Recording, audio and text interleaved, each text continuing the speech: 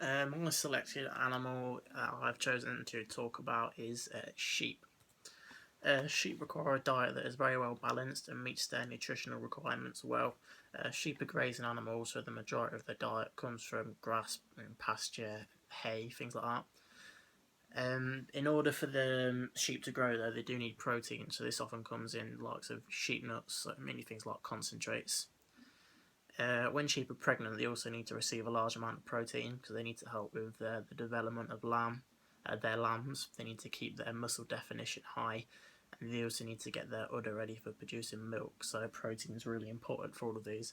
And in the last 6 weeks as well, all food intake needs to be increased for the lead up to the ewe giving birth. With sheep being grazing animals, it is incredibly important that they have access to pasture, as this makes up a large amount of the diet. So, if possible, sheep should be on grass most of the time of the year, especially while they're pregnant, so they can get all of the good grass inside them, which just helps with everything really. And then a few weeks before they lamb, they need to be brought inside mainly, and that's when they get the concentrates fed to them. Depending on the life stage of the animal will depend on the amount of food that the animal will actually require. An example would be a ewe that is in the later stage of the pregnancy will require more food and more protein than a ewe that isn't pregnant at all. Or a ewe that is expecting triplets will need more food and more protein than a ewe that's only expecting one lamb. Another example would be a younger ewe. They will require more food than a geriatric one. As they're still growing, they still need the protein to help with muscle definition and muscle growth, whereas a more geriatric animal is finished growing and they tend to have not as much muscle, and they also don't put on as much weight as the younger ones, so they don't actually need as much food. It's more about the quality of food that they get. Life stages of a ewe when food amounts need to be mainly considered. Some examples. A lamb that has just been weaned will require a diet with more protein than it, as it's no longer on its mother's milk and it's in the process of growing its muscles, growing all of its body. So protein is a really important part of that growth stage for young lambs. Another example is a ewe that is in the later stages of pregnancy will need a diet with a good amount of protein in it to help develop the lambs that are inside and to help prepare the udder for filling up with milk, so when the lambs are actually born, she's got everything that she needs. Another example would be a ewe with lambs at foot needs protein to help recover from the actual birth, and she also needs the protein to help continue with producing a good amount of milk for the lambs. As well, a ewe that's had 3 lambs will need obviously more food than a ewe that's got 1 lamb, as she needs to produce more milk. Some results of a poor diet can be diseases such as twin lamb disease. This is a well-known disease that affects ewes mainly carrying twins, but it results in a poor diet where they haven't received the correct amount of food leading up to pregnancy. It can affect skinny and overweight ewes. It's just when they haven't had the correct diet, so they've been fed too much. It causes this, but mainly they're too skinny, just haven't had the right amount of protein in order to care for their lambs inside. The main cause of this is the lack of concentrates, because they're so high in protein. They really need these leading up to birth, so if these have been absent, it really doesn't help. And like I say, it results mainly from energy disorder. The diseases that tend to affect ewes that are carrying twins can affect others, but mainly twins. It can be quite a fatal disease if it's not treated soon after it being noticed, and if it's not treated after it being noticed, the ewes will eventually die. The best food to feed them on is good quality hay, good fresh hay that's not too dry. Flake maize is also really good. It's got all the correct oils that are really important, and these provide lots of energy for the ewe.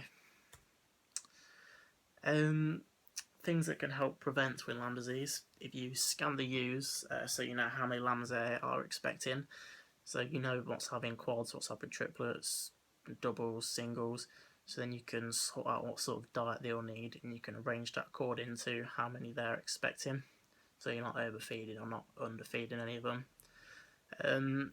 Avoid lambing when the pasture is low, so they need good amounts of good, clear, healthy looking grass. If it's all been chewed and nibbled down, it's no good for them, so they're not getting the nutritional benefits from it. Ewes should be in well sheltered paddocks, so they're protected from the bad elements. So when it's windy, rainy, they're kept out of all these bad conditions. They're protecting them, looking after themselves a lot more. Like I say, it's really important to identify the problem sooner rather or later, because the sooner you know about it, you can seek veterinary treatment or treat it yourself and care a lot more for the ewe, and hopefully protect the lambs a lot more. Although in the case of twin lamb disease, they are mainly stillborn lambs when they come to lambing. But the sooner you notice it, the sooner something can get done for the ewe. Another disease that can affect ewes is hypocalcemia, also known as milk fever. It occurs mainly late in pregnancy, and again it's another disease that's caused by poor nutrition, not being fed the correct food. In the early stages of hypocalcemia, the ewe walks with difficulty. She'll generally be quiet, sitting on her own, the head will be up. She won't be looking sort of too down or against the floor. But if you look carefully at the pupils, you should be able to see that they're quite dilated, and she may also have lack of coordination, may appear to be blind. So looking at the eyes is really important for looking at this. As the condition progresses and gets worse, she will become recumbrant. She'll be laying on her side with a chin on the ground and unable to get up. Because it's obviously a calcium deficiency, it affects the bones, which obviously means she's a lot weaker. If treated soon enough, the ewe should respond quite well to it and should eventually make a full recovery. But like most diseases, the sooner you notice it, the better, and increases the chances of her getting making a full recovery. Similar to with the twin lamb disease, both of them can be treated similarly. With the calcium deficiency, it's important to seek veterinary treatment, and they should give you like a warm solution that you orally give to the ewe to boost the amounts of calcium inside her, and it's quite a fast working drug. It normally takes a couple of hours, so as soon as that's into her, she should pretty much make an instant recovery. Another disease known as grass staggers, the correct name is hypermagnesemia. It usually occurs in the first 4 to 6 weeks after lambing, but it can in some rare cases occur before lambing. It's when fast growing spring grass is low in magnesium, especially if there's been a lot of fertiliser on it, which isn't good for it, and it results in low blood magnesium inside the ewe, and it mainly affects ewes that have got other like triplets or sometimes doubles as well. Symptoms for this type of disease is the animal will be quite alertive. It won't be shallow. It'll appear quite restless, like it's quite high in energy, quite a high energy boost. They may appear quite aggressive as well, so charging, any sort of aggressive towards like the owners or other humans, even other ewes. If left untreated, it can be, like most of these, it can progress quite quickly and can actually be quite serious. Can cause all sorts of fits, spasms, can potentially lead to unconsciousness and then death in just a matter of a few hours if it's not treated properly. Treatment, again, it's really important to get a vet's impression of it. So speak to your local vet, and they can provide like an injection which helps cool the blood temperature, helps them relax. It's more like a relaxation drug, which is provided over the counter, and it obviously provides the calcium. Magnesium buckets and magnesium licks as well that just provide more nutrition can also help after the injection. There's